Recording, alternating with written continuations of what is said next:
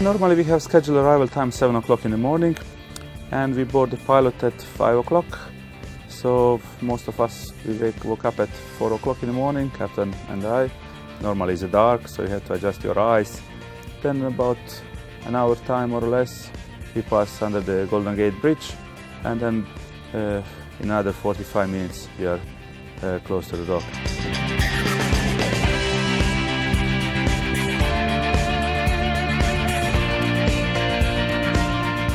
Everything depends on the current, because the dock Pier 27 that we are using most of the time, the maneuvering is very affected by the current.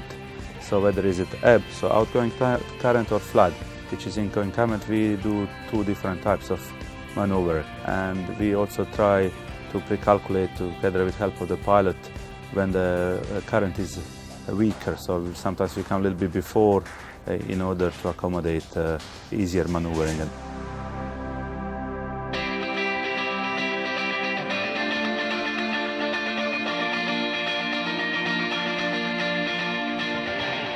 So embarkation day is a very busy day for the cruise ship, because not only do we get all the new passengers on, but in the morning the passengers from the previous cruise all have to leave as well. But actually San Francisco is a great port of call to have this happen.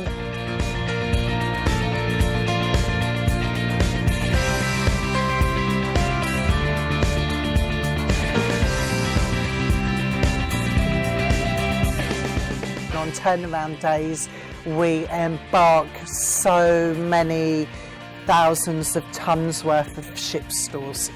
This has to be checked, of course, to optimise and maintain passenger and cruise ship safety and security.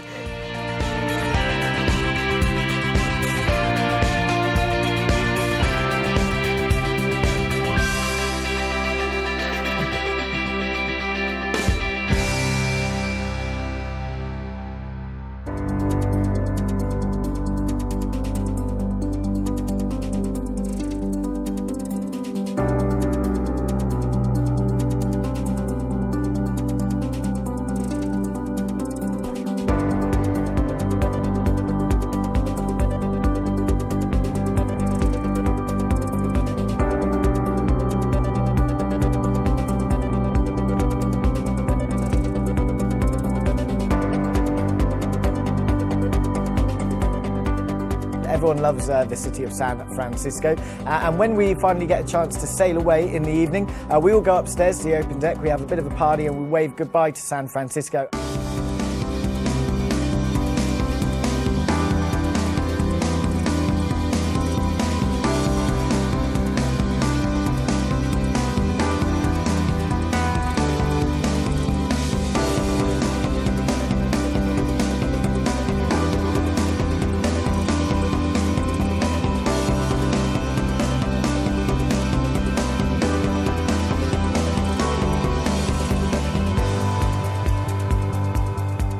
It's very special moment going under the Golden Gate, such iconic monument, such an iconic feature.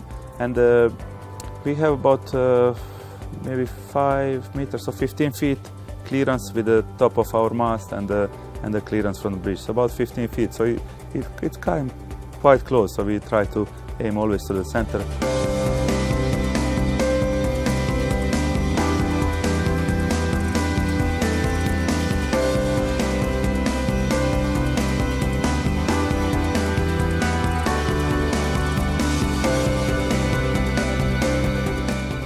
We usually ask the pilot if he can sound the whistle as we are passing under the bridge, which they normally agree, so to salute the people and salute San Francisco, say goodbye until we come again.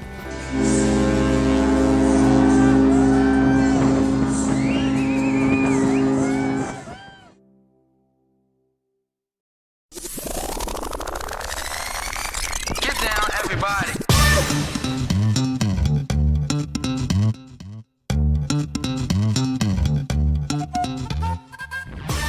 Hi, my name is Raymond. I'm the bar manager on board and I'm from Australia. Kick it.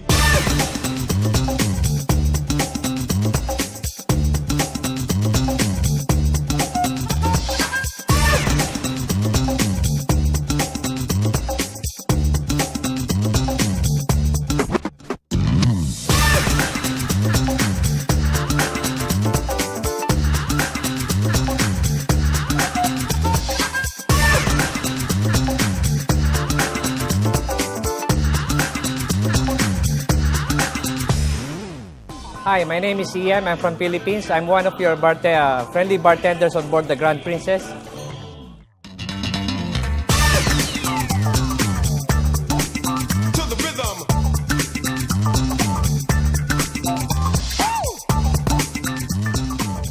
Flaring is it adds entertainment while creating a cocktail. Yeah. To the rhythm.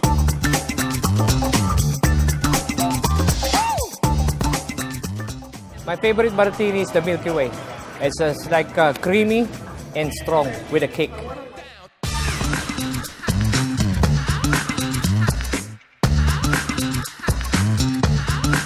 Remix it.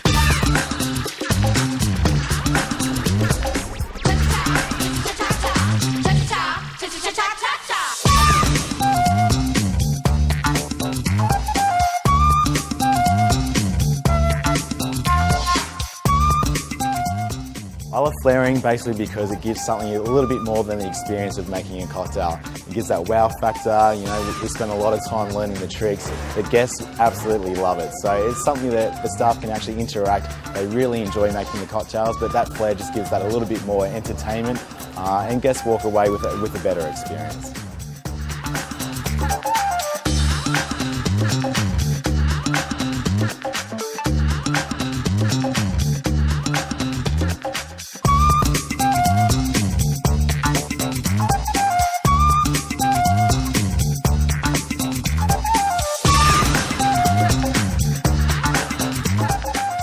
We make 10 different kinds of martini during the martini demo.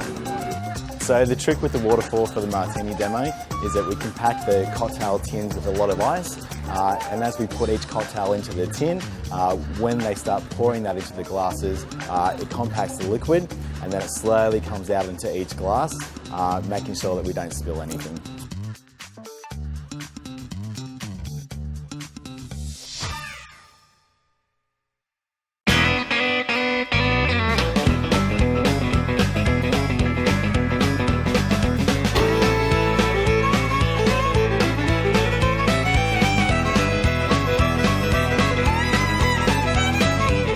So over the years that Princess Cruises has been sailing, the cruise director or the cruise staff that have worked throughout the fleet throughout the years have always come up with new ideas and innovating all the way through. And some of these ideas have ended up becoming cruise cult classics. So for example, it was someone's idea maybe a few decades ago now to do a country and western party, and now they've ended up becoming a staple of our cruises that we do. So the country and western at night is a great way for you to get your dancing shoes on, get down on the dance floor, do some line dancing, play some games with the cruise staff as well.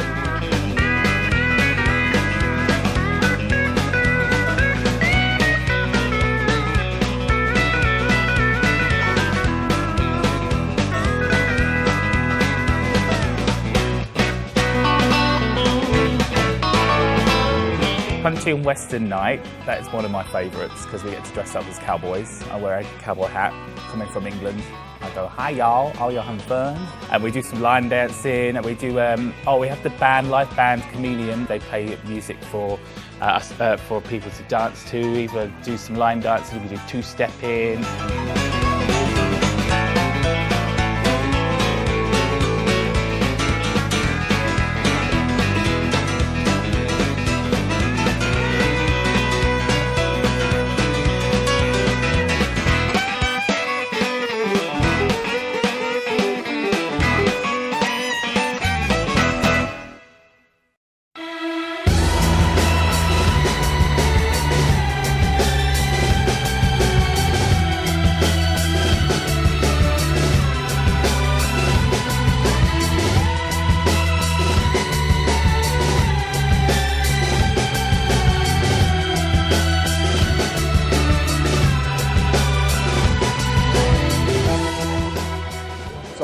My name is Luigi Moretti, I'm the Maître d'.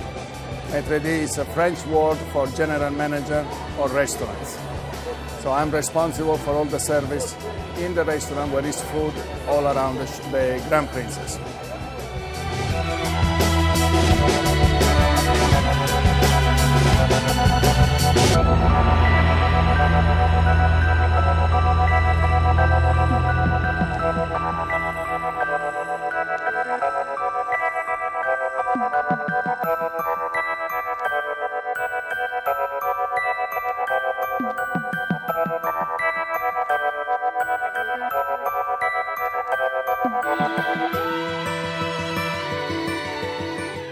is an experience that we introduced in the 70s, late on the 70s, on Princess Cruise, on the smaller ship, and of course the Champagne Waterfall was smaller. Then when the ship became bigger and bigger, we increased the stage and the number of glasses.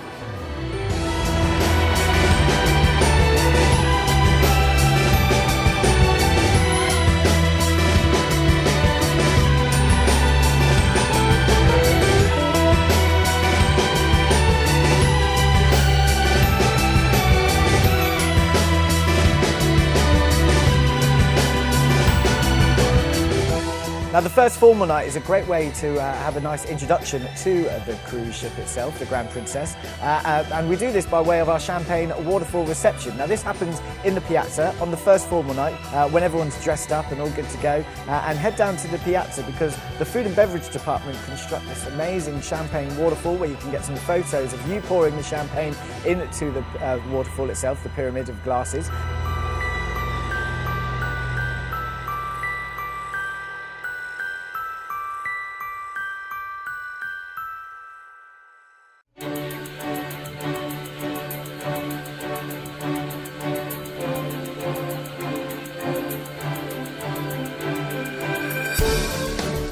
Originally, Champagne Waterfall was started as an event with a French champagne maker, Moët Chandon, and Princess decided to do on board of the ship, and it's been a very successful night to do and for our guests to attend. It's nice to see even the kids who are dressed in the tuxedo. That is very fun, and they enjoy. That is good. It's a good experience, I think, for all our passengers, and a good enjoyment to be a part of this event.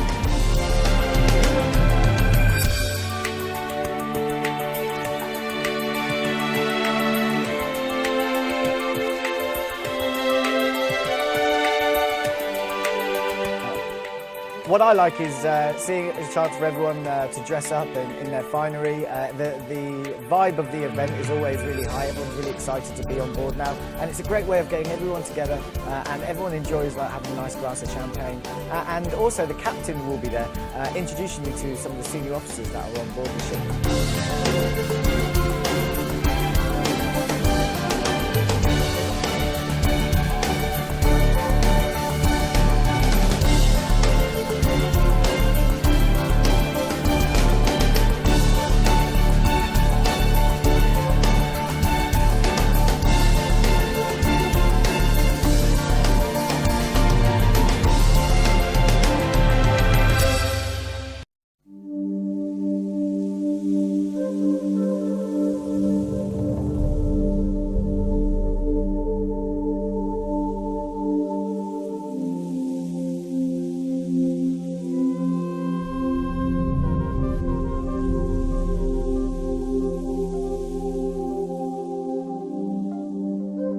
So today we're in beautiful Endicott Arm, which you come to Endicott when Tracy Arm has too much ice, and Endicott's the backup, but I have to say, if this is the backup, this is spectacular.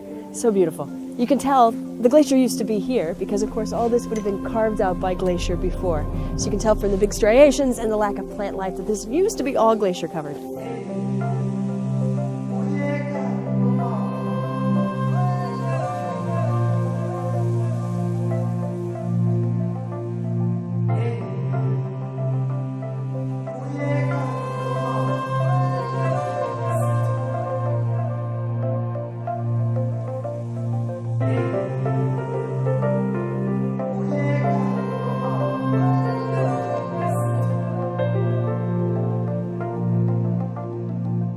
So the way that we can tell that this used to be covered by a glacier is because of the U shape. So as we sail in and out, this is actually fjord, as you sail in and out, you're going to see a very smooth U shaped. Of course, the bottom of the U is now full of water.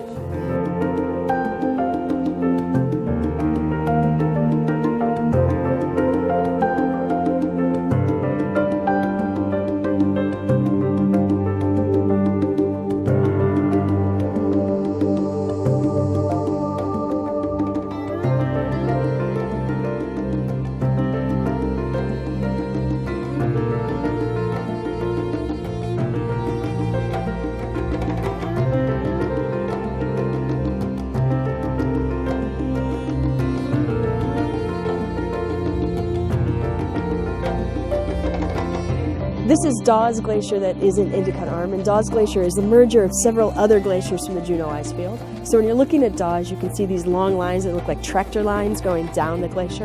And those are actual sort of terminal moraines and lateral moraines that have been merged together to become medial moraines, and you can tell each one represents a different glacier merging together.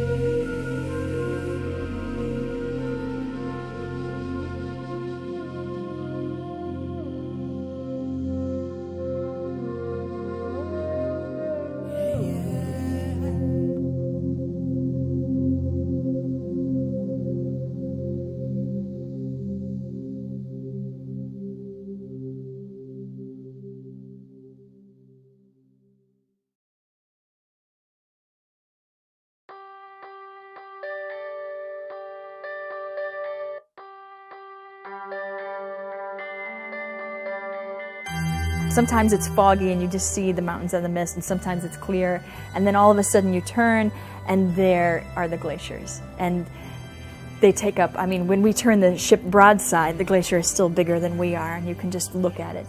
And it just makes you feel about this tiny.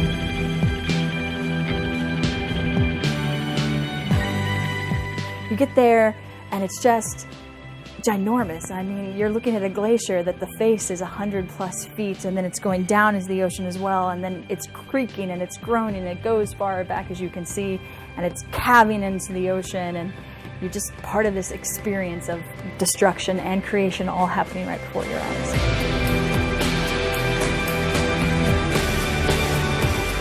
Calving is actually glacial destruction. So it's a bit of a war between salt water and ice. And so the glacier has come down and then it hits the salt water, and salt water is corrosive to ice as well. And so they're fighting against each other, and the salt water is like, break apart. And just the weight of a glacier and then the salt sort of pulling the glacier apart causes these weaknesses in the ice itself to shatter, and then large chunks of the glacier will break off. So a calving is the birth of an iceberg. I think people really like it because it's spectacular to see.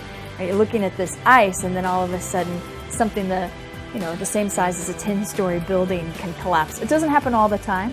Sometimes you don't see any calving, but you can hear, if you're very quiet, you can hear the glacier talking to you. It's groaning, it's creaking, and before calving events, they tend to make a lot more groans and creaks.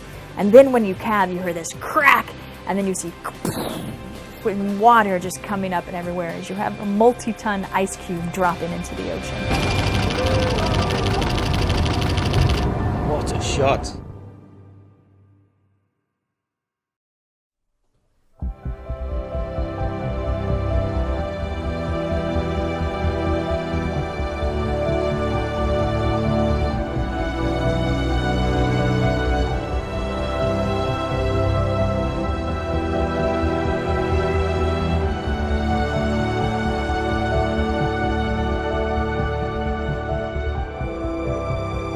To me, Alaska is home because I think of wilderness and nature as home and where my heart is. So every time I'm in Alaska now, I'm just so happy to be back where I am just a small, tiny piece of a ginormous, beautiful ecosystem.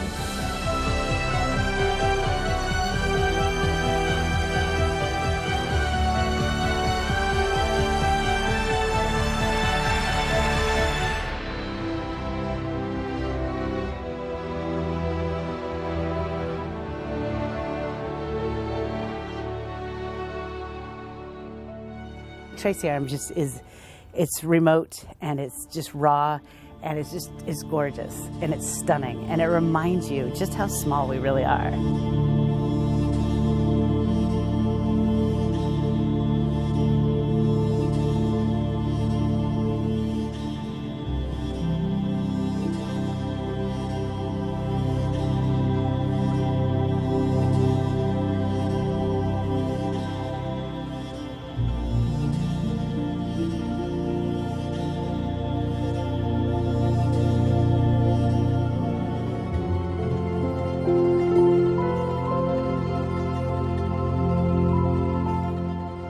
Tracy Arm, for those in the know, especially Alaskans who live up here, it's considered to be the hidden jewel, sort of the best kept secret.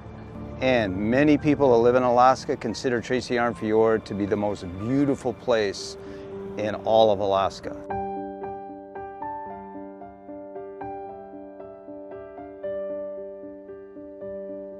Tracy Arm is a very narrow fjord, which is a very narrow canyon carved by the glaciers with their advances and retreats over the last several 100,000 years. It's a place where we're going to turn back time. When we enter with the ship, the captain's going to turn the ship into a time machine.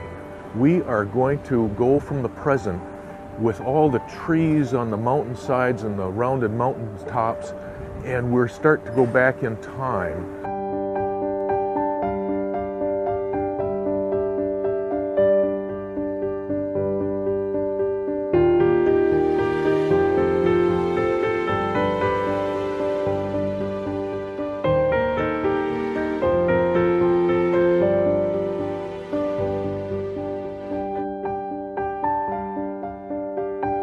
To see these bushes and stunted trees growing right out of the rock walls. They shouldn't grow there. I mean, there's no soil. They keep saying, wait a minute, where's this fjord? Because all we see is a solid wall of mountains. How can you possibly go into that wall of mountains? Where's the opening?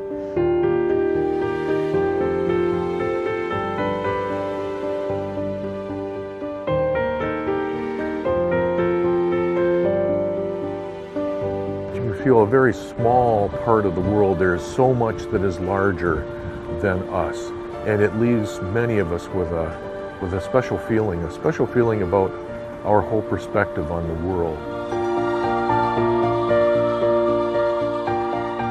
It's more about the journey itself of going 26 miles into a classic, narrow, twisting, serpentine fjord where you only see one turn at a time.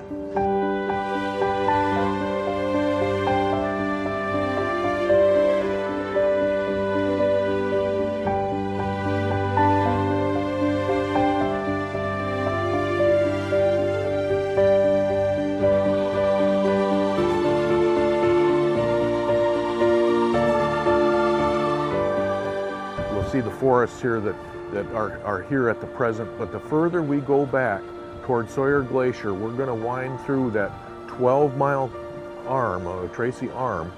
We'll be going back in time to a time when this place was covered by ice.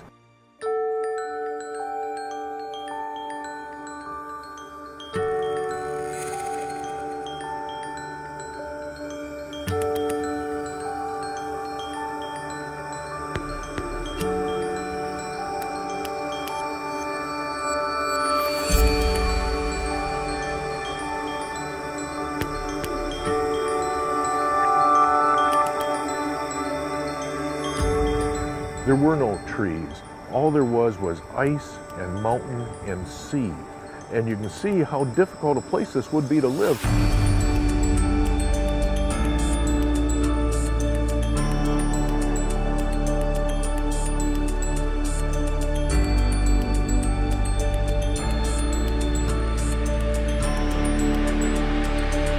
So for centuries, the Tlingit Native people, and they are the largest tribe here in Alaska, they recognized the beauty of Tracy Arm, and they had many villages. And one of the main villages was right near the south entrance to Tracy Arm.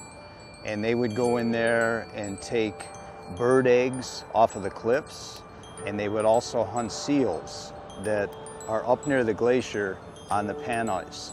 So Tracy Arm was not only feeding their soul in an aesthetic way, but it was also feeding their body with wonderful nutrition.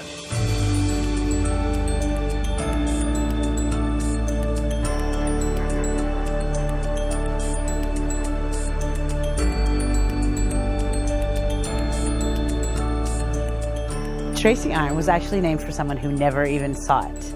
Benjamin Franklin Tracy was the Secretary of State, and his name was put on Tracy Arm because of his innovative styles. He did a lot for the Navy. He did a lot of things that made it better for people who did go into these areas. The forest, you can have, the trees tell their story. A small little tree, maybe 100 years old. When Tracy Arm was created, or any glacially carved area, that glacier moves through and it is a beautiful force of destruction. And what I mean by a beautiful force of destruction is it destroys, but it also creates beauty as well. So places like Tracy Arm that have that history of just massive breakdown and that glacier just pulling and tearing and ripping, and then it eases back and it allows that vegetation and that tree and that flower and everything to come back. If you picture like every documentary you've ever seen where you go into the mountains, that's what it's like. You go from forest to just sheer cliffs, and the water itself changes color, it changes viscosity, and you start to see little bergy bits, and you start to see growlers, and you start to see ice chunks, and you feel the temperature difference as you get further in. There are two sort of geological features on the planet that I really love, and these are volcanoes and glaciers. And so the first time I saw a glacier was actually in New Zealand, where I live now, and it was just to walk up and see this blue like I'd never seen before. Just blue, blue, blue, blue, blue, and these ice crevasses and the sounds and the noises and the creaks and the groans.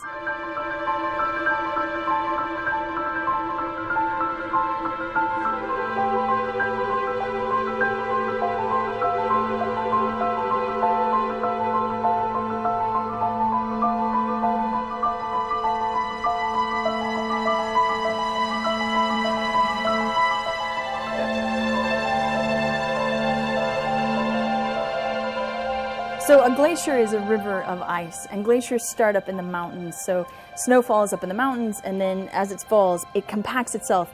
I compare it to if you had the ultimate human game of log roller, where you just roll on top of each other until eventually you squish the person at the bottom. So glaciers flow because of gravity. They're being pulled by gravity downhill. Sawyer Glacier is about 12 or 14 miles long. And the ice you see at the face of the glacier is probably 400 or 500 years old. It began as snow that was eventually compressed and started to flow downhill towards the sea. It is an active glacier. It is moving forward, but it is calving, meaning the front edge of the glacier is breaking off into icebergs and filling Tracy Arm with a lot of ice that the seals rest upon. To me, Tracy Arm is just one of those things that you find and you can't wait to share it with somebody else. It's like discovering you. there's a tie that when you get into nature, really get into nature, it affects you and you thread, you embed, and you're a part of it. Even if it's for an hour, even if it's for a day.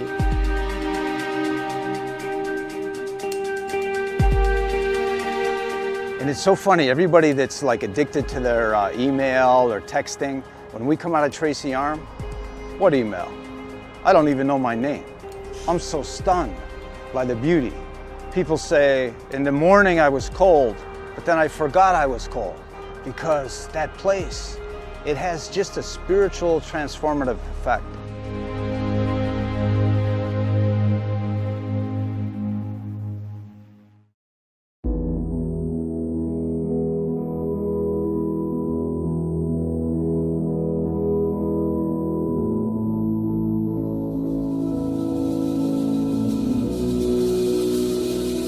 I would like them to think about some of the changes that are going on in the world around them. The glacier is getting shorter, it's getting thinner, and there may come a day, it may be 50 years from now, it may be 100 years from now, that glacier won't reach the sea. It will be what we call a hanging glacier. It'll hang from the mountainside and no longer put icebergs into the ocean. And I think that's something worth thinking about. Our world is changing. Are we having an influence on that? Should we try to have more of an influence on that? That's one of the things that I hope folks think about and talk about and maybe ask more questions about.